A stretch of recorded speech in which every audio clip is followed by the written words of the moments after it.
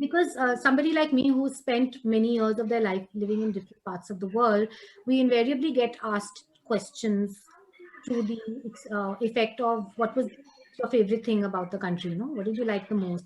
And it's an impossible question to answer usually.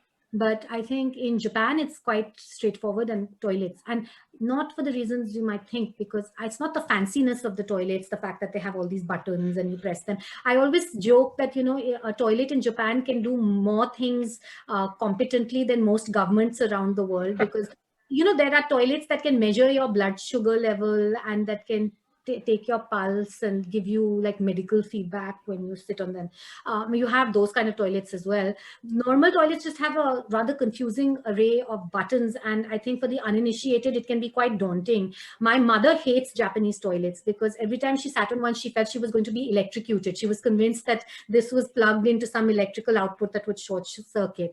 What I liked most about them was the heated electric toilet seat, so that even when it's cold, you sit down on a warm toilet seat. It is a miracle. It is a thing of wonder, and I highly recommend it for everybody around the world.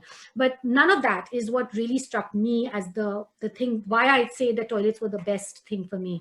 I think what was best for me was, as a woman, I think having clean and accessible toilets can transform your life. One of the reasons that a lot of women are not able to occupy public space in many countries in the way that men are is this lack of public clean toilets, which is why, like in India, where we don't have it, you have these men peeing outside the toilet. Women cannot do that, and therefore it prevents you. And many times, just even going on a long road trip, you think, where will I stop for the loo? And in Japan, that just never occurred. You could stop anywhere. It could be a metro station, it could be in a public park where you took your child. Wherever you would be, there would be a wonderfully clean, usable toilet, which I think transforms the experience of being a woman in public space. In public space. So again, going back to that earlier question of what is it like for Japanese women, well, they can use the toilet at least, whereas you can't in a country like India.